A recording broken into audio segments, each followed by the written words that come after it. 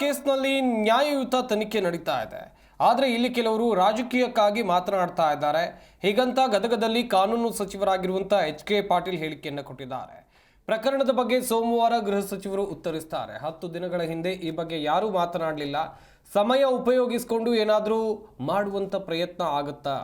ಕೆಲವರು ಇದನ್ನು ರಾಜಕಾರಣಕ್ಕೆ ಬಳಕೆ ಮಾಡಿಕೊಳ್ಳೋಕೆ ಸಾಧ್ಯನಾ ಅಂತೇಳಿ ಪ್ರಶ್ನೆಯನ್ನು ಮಾಡಿದ್ದಾರೆ ಎಚ್.ಕೆ. ಪಾಟೀಲ್ ಅವರು. ಒಂದು ಕಡೆಯಲ್ಲಿ ಧರ್ಮಸ್ಥಳ ವಿಚಾರವಾಗಿ ನಡೀತಾ ಇರುವಂಥ ಪರ ವಿರೋಧ ಚರ್ಚೆ. ಎಚ್.ಕೆ. ಪಾಟೀಲ್ ಕೂಡ ಮಾತನಾಡಿದ್ರು ಈ ವಿಚಾರವಾಗಿ. ಚರ್ಚೆಗೆ ಬಂದಿತ್ತು.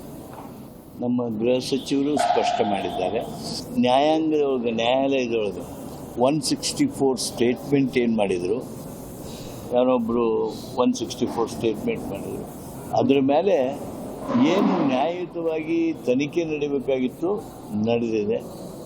ಆ ತನಿಖೆ ಈಗ ಯಾವ ಹಂತಕ್ಕೆ ಬಂದಿದೆ, ಏನು ಬಂದಿದೆ ಅನ್ನೋದು ನಿಮಗೂ ಕೆಲವು ಭಾಗ ಟಿ ವಿ ಮುಖಾಂತರ ಗೊತ್ತಾಗಿದೆ. ಬಹುಶಃ ಸೋಮವಾರದ ಹೊತ್ತಿಗೆ ಇನ್ನೂ ಹೆಚ್ಚಿನ ಮಾಹಿತಿಯನ್ನು ಗೃಹ ಸಚಿವರು ತರಿಸ್ಕೋತಾರೆ. ಈ ವಿಷಯ ಈಗಾಗಲೇ ನಾವು ಶಾಸನಸಭೆಯೊಳಗೂ ಚರ್ಚೆ ಮಾಡಿರೋದ್ರಿಂದ ಸೋಮವಾರ ನಾವು ಸರ್ಕಾರ ತನ್ನ ಉತ್ತರವನ್ನು ಕೊಡ್ತಾ ಇದೆ. ಆದರೆ ಒಂದು ನಾನು ಹೇಳೋದಕ್ಕೆ ಬಯಸ್ತೀನಿ, ಕೆಲವರು ರಾಜಕಾರಣಕ್ಕೆ ಇದನ್ನೇನಾದ್ರು ಬಳಕೆ ಮಾಡ್ಕೊಳ್ಳೋಕೆ ಸಾಧ್ಯನೋ ಅಂತ ನೋಡೋದಕ್ಕೆ ಪ್ರಯತ್ನ ಮಾಡ್ತಾರೆ.